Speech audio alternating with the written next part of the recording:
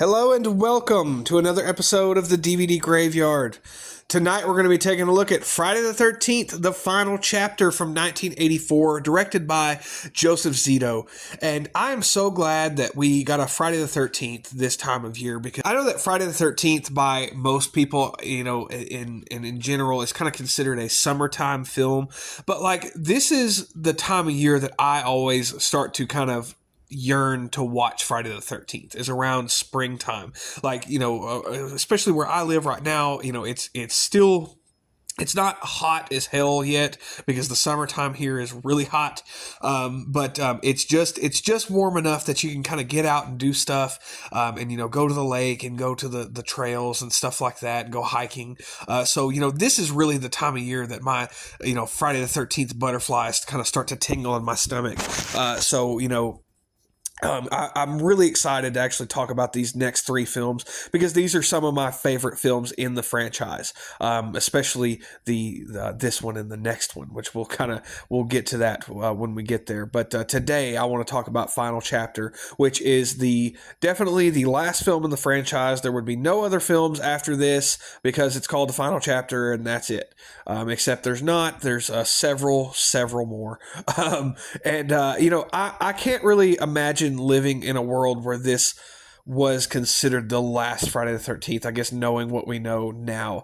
But I must say that if this had been the final entry in the franchise, I think that it would have been a great place to leave off. I think it would have done just fine. I think this would have been a great stopping point because this film is directed really well. It's just more Friday the 13th. It's a very straightforward slasher, and of course this is kind of the golden age of slashers. Is kind of in this little period of the 80s. I think if this would have been the conclusion of the series, I think it would have done a great job, but I'm really glad it didn't. And I don't know this for a fact, correct me if I'm wrong. I probably am wrong, but, I think that because this movie did so well, I think that this was supposed to be the last entry, but I think because it did well, it's definitely the best out of these kind of first few movies. I think that it really kind of re-injected the much needed kind of boost into the franchise to spawn more sequels. Again, that's just kind of my thoughts on it, but I could be mistaken because this movie is so much fun. Like I said, this one was directed by Joseph Zito, who did such an excellent job making this film.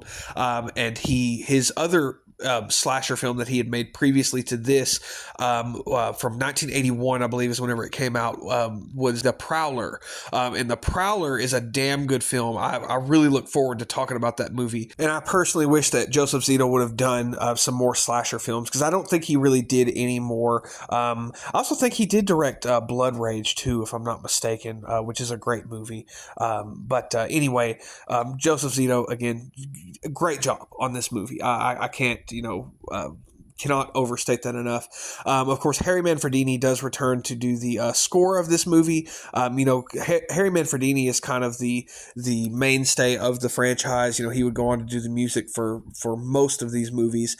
And to be honest with you, I think that Harry Manfredini is kind of the unsung hero of the franchise because with his score, it really makes these films really feel like a family in a way. I know that that's kind of a weird thing to say because all the scores are very, very similar, but they are just different enough.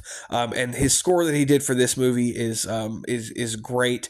Did a great job. And then, of course, another missing ingredient from Friday the 13th Part 2 and 3 that was added to this movie, which I think, was sorely missed in those two films. Tom Savini returned to this movie to do the special effects. And of course, Tom Savini is just an absolute legend, in the special effects community. And honestly, if you sit down and you watch 2 and 3, I do like those movies and I will always love them for what they are. I know that I kind of talked a lot of shit about Part 3 in my review, I feel like. But if you watch those, back to back, as fun as those movies are, and as much of a good time as those movies are, if you watch those, put this one on, you can really feel Tom Savini back in in this movie and be like, oh yeah, that's what makes this movie so great, is just the very unique kills, the excellent gore effects. I mean, they are still pretty censored in this movie. The MPAA was all over Friday the 13th, for years. Never really got on about the nudity, but, of course you can't show blood or gore or anything like that. But what we do get in this movie is just fantastic. It's great. I mean, such great effects. Again, Tom Savini, absolute legend. I will talk about the kills a little bit more. I'm not going to go too in depth on this film, of course, like I've done with the other ones. Again, it's more of an appreciation video I've been doing with these, or appreciation review, I guess you could say, because everybody's talked Friday the 13th to death at this point. So, I'm just kind of showing my love for the franchise, because this is absolutely one of my favorite franchises of all time. So I'm going to read the plot synopsis off the back of this DVD that I have here. Again, this is another just kind of basic Paramount DVD. I've been choosing to read off these, as opposed to my Scream Factory box set, which I love. Definitely my favorite box set that I own, as well as I do have the Crystal Lake to Manhattan box set. But there's just something really special to me about these DVDs. These are the first DVDs versions I've got of the films. I remember kind of picking these up and collecting them. So I'm really, very nostalgic for these. And I love the cover art on this one in particular. Like, this is probably my favorite poster on these DVDs, rather other than like the first one. I really love the poster for the first film. That's one of my all-time favorite horror movie posters of all time, but I can make a whole video about that. Maybe I will. I don't know. We'll see. The body count continues in this vivid thriller. The fourth, but not final, oh, you don't say, story in the widely successful Friday the 13th series. Jason, Crystal Lake's least popular citizen, returns to wreak further havoc in Friday the 13th, the final chapter. After his revival in a hospital morgue, the hockey masked murderer fixes his vengeful attention on the Jarvis family and a group of hitherto carefree teenagers. Young Tommy Jarvis is an aficionado of horror films with a special talent for masks and makeup. Has the diabolical Jason finally met his match? We will see, I guess.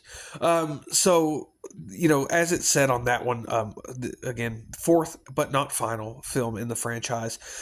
This movie starts out. Let me talk about the cast just a little bit, because this has a pretty big cast. I'm not going to name everybody. I'm just going to kind of name some of the standout people in this film. Of course, Corey Feldman plays Tommy Jarvis in this movie, and this is kind of the first in the Jarvis trilogy, if you will, with 4, 5, and 6 all kind of revolving around Tommy Jarvis. I think Corey Feldman does a really great job in this movie. I really liked Corey Feldman as a child. He was a great child actor, in my opinion. I know that some of the people that worked on set of this movie felt a little bit differently about him. You can read into that if you would like, but I think he does a great job in this movie. Of course, Kimberly Beck, who plays Trish, she is a great final girl. She is, of course, Tommy's sister in this movie. Great final girl. And then Joan Freeman plays Mrs. Jarvis, being the mother of the group. And that's one thing, is this, they really feel like a family. That's one thing. I'll mention that again here in a little bit, but they really feel like they are mom, sister, and brother. I mean, really and truly, to me, they have a great dynamic to them. It's always very heartwarming to see the scenes with all of them together. Of course, one of the biggest actors in this movie is Crispin Glover, who would go on to do, a huge number of things later on. I'm not a big Crispin Glover fan myself, but he is in this movie, and he has one of the funniest scenes in the movie. Of course, Camilla and Carrie, I think is her name, Camilla and Carrie Moore. They play Terry and Tina, the twins in this movie. And of course, Jason is played by Ted White, who I think is absolutely probably my favorite Jason. If I had to pick, asking me right now, I think he did such a fantastic job as Jason. And he really feels like a great continuation of the Richard Brooker Jason from part 3, because Richard Brooker did a fantastic job in part 3. And, it is definitely feels like a different actor. I guess you could say, that it's definitely. But I guess you could say it does feel like the same Jason, because Ted White is very threatening in this movie. He's very intimidating, even more than Richard Brooker was in the third movie. They couldn't have picked a better person to play Jason, in my opinion, in this film. I wish Ted White had gone on to play him, more in the series, but we got what we got.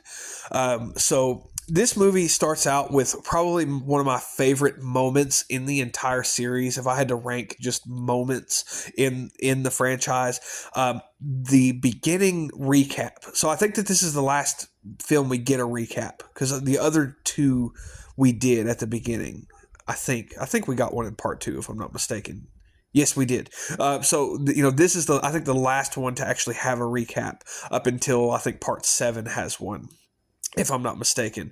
But this is definitely, just without a doubt, all in all, one of my favorite moments of the franchise, and it sums up the franchise, perfectly. But I love that it's the scene from part 2 where Paul is telling the story of Jason. Basically, he's kind of telling the Crystal Lake legend of Jason, and he is.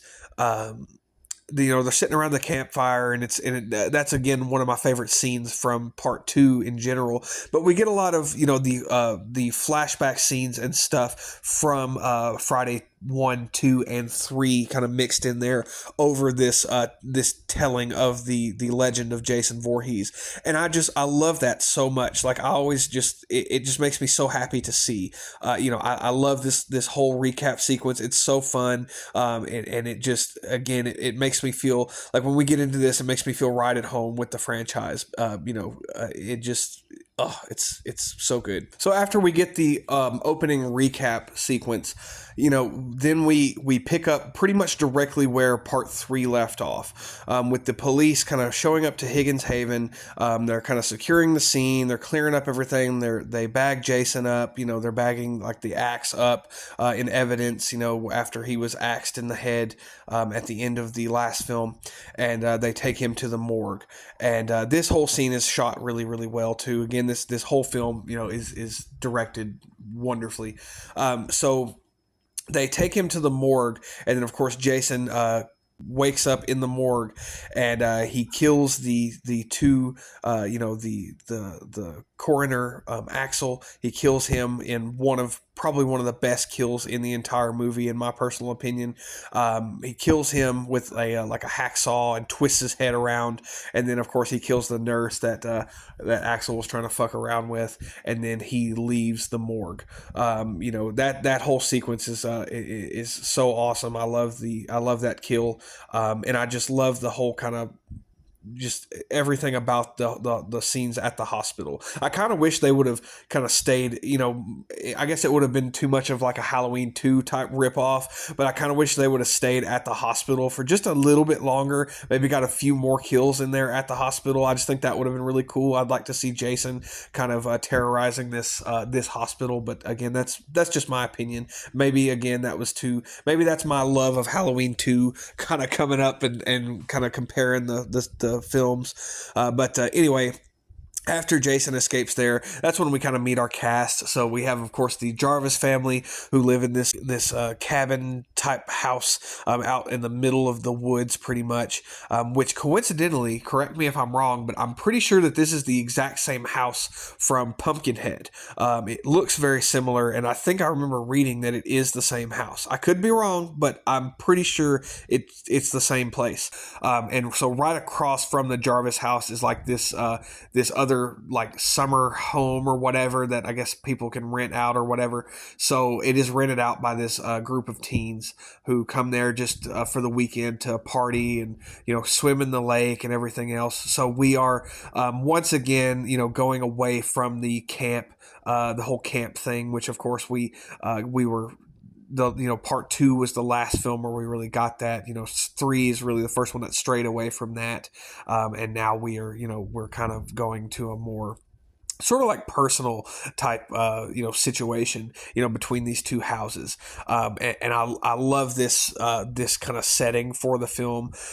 So the teens kind of come here, and like I said, they're kind of partying and everything. And this is one thing I can say about this is I think that this film has probably the most likable cast in the whole franchise, in my personal opinion. The cast in this movie is great. Even Teddy, who's a complete dickhead, in this movie, he's always kind of ragging on Jim, played by Crispin Glover. Their dialogue back and forth is so funny. Like they crack me the hell up, just the way that they're kind of especially Teddy is kind of roasting Jim the whole movie, and Jimbo just kind of he ends up getting one over on him kind of partway through the movie. So I love their whole dynamic. They're the friends that kind of kick each other in the ass all the time. They're great. So when they show up at this place, and I want to touch on this too just before I get before I forget, but this movie is very fun, and it's very kind of I don't know what the word is for it, but a lot of people say that we watch Friday the 13th or whatever just because we want to see people getting killed, and that's part of it. I won't lie. It's fun. I just love a good slasher film. That's part of it, but I think another part of these films is not only that, but it's just the fun kind of atmosphere that these movies have. Like it's their summertime. Again, like I said earlier, they are summertime films. And it's just watching a group of people having a good time, partying, doing their thing, drinking, smoking weed, just having fun. And like I think that that's one thing that is kind of lost on some people, especially like in the 80s when these movies were coming out and they caught so much shit. But I think that really plays a big part in this, in why I like these movies anyway. It's not just the murders and seeing Jason kill all these people. It's just about having a good time, and then of course that good time is juxtaposed with a horrible time with murder and mayhem. So that's just something I kind of wanted to mention. This movie always has a really nice kind of vibe, and it always kind of makes me miss being like a teenager and partying and stuff. And maybe that's and it's either that or another reason. I grew up watching this movie, so of course maybe that's where my nostalgia comes from. But this one really, I get a big nostalgia boost watching this every time. Especially just like I said, this one and the next couple of movies, and. So, but yeah, anyway, that's just something I was thinking about before I did this. But anyway, so they get to the, this house that they've rented out. And of course, Jason is loose, and he is lurking around these two houses, and he just sort of goes on a rampage and starts to kind of pick them off one by one. And like I said earlier, this film has some of the best kills. Just to name a few, I love the scene. Crispin Glover's kill is a great one, where he gets the corkscrew to the hand and then he gets the cleaver to the face. That's a really badass kill. I love that. I love the scene where Teddy is killed. Like he's watching the old porn or whatever it is on like a projector, and he's stabbed through the projector screen, and he kind of falls down. And it tears the projector screen as he's falling down. Excellent kill. It looks great, and oh god, I couldn't imagine. The head stuff, getting stabbed in the head is always very for me, but that's a great kill. Of course, like I said at the beginning of the movie, when Axel is killed with the hacksaw, that's a great kill. Just so many really good kills, and we do get to see a little bit of that gore. Of course, a lot of it is cut. Like I said earlier, the MPAA was all over this franchise, but what little bit we do get to see is fantastic. Again, Tom Savini was kind of the missing ingredient for this movie. or for these movies, I guess I should say. So the family kind of gets caught in the middle of this, along with a man named Rob, who they kind of run into in the woods at one point, played by Eric Anderson, and he is actually, this is kind of where the continuity gets a little thrown off. Is the continuity has never been a strong point in the Friday the 13th franchise, but Rob is hunting Jason down for basically his sister was murdered, and I think his sister was supposed to be somebody in part two. So if that's the case, this movie does take place, 2 years, or it was made, no, 3 years actually, I think, after the second movie. It takes place like maybe maybe a few like days after the second movie if you go by continuity. So that's where it gets kind of loose, is like, he acts like he's been out there hunting Jason forever, and in reality, if this was kind of that kind of was the case, then he should be mourning his sister and making funeral arrangements, and not out in the middle of the woods trying to find Jason, whose body went missing from the morgue. Anyway, that's just something I always thought was kind of funny, and something I really kind of, once I realized that, I couldn't stop thinking about that. But I do like the thought of having somebody out there kind of hunting Jason in like an almost Dr. Loomis kind of fashion, in a way. But Rob is very likable. He's cool. He is ultimately killed as well. But ultimately, like I said, all the teens are killed over at this house in various ways. And we're left with Trish and Tommy, and basically when Jason kind of chases them back to the house, to their house, I should say, and we get the kind of final showdown where it's very reminiscent of part two, where instead of dressing up as Pamela Voorhees to trick Jason, Tommy shaves all of his hair off and tries to pretend to be Jason, because he picked up some of Rob's newspaper clippings, so he knows who Jason is, and he gets kind of the idea of what's going on, and I'm sure it's kind of a local legend around there. So anyway, he pretends to be Jason, which kind of throws Jason off for a little bit.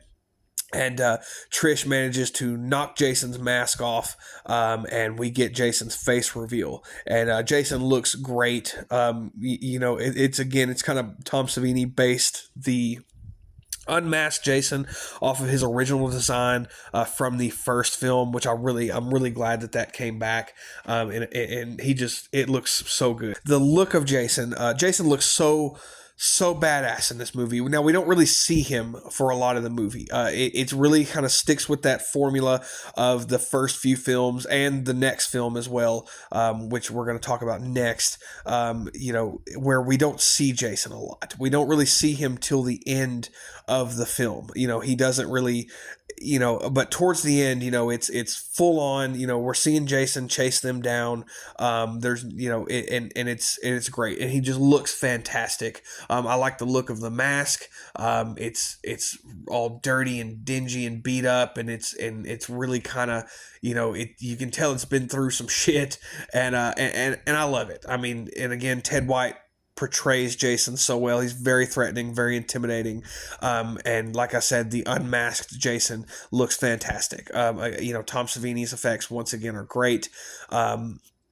So ultimately, Jason gets a machete to the side of the head in this effect that also looks really great, and he falls down on the machete, and it kind of cracks his skull, sort of kind of splits his skull open, and he hits the ground, and then of course he kind of twitches, and Tommy takes the machete and just fucking goes to town on Jason's body. He's yelling "die, die," and he kills him, and that is the definitive end of Jason.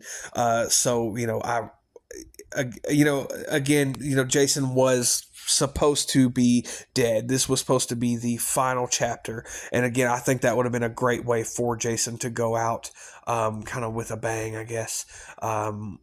So there actually was supposed to be an alternate ending to this that's a little bit different, where like Trish and Tommy actually find Mrs. Jarvis's corpse in the upstairs bathroom, and it was supposed to be like a dream sequence, much like, again, the first, second, and third film. kind of end with sort of like a dreamlike sequence. So I'm kind of glad that they didn't do that, because I really like the way that, the alternate ending was actually really cool. I do like, I think the audio has been lost for it. I watched it on my Scream Factory release, but they didn't have the audio, but just it looked really cool, and I wish that they could restore the audio for that and give us the option to watch it with that ending, because it is still really cool. But I think I prefer the original ending, me personally.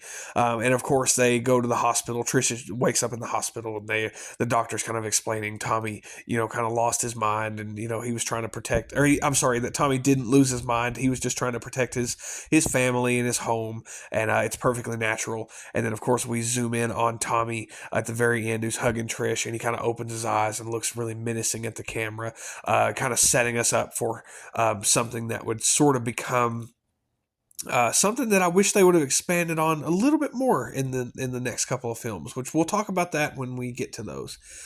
So that is Friday the 13th, the final chapter. Again, one of the best entries in the franchise. Absolutely one of my favorites. It's in the top 5 for sure. Anyway, I hope you enjoyed this review. As always, have a great night. Look forward to the next couple of reviews I'm going to do, because I'm going to do part 5 and part 6 next. Look forward to talking about those as well. And so, as always, have a great night, and goodbye.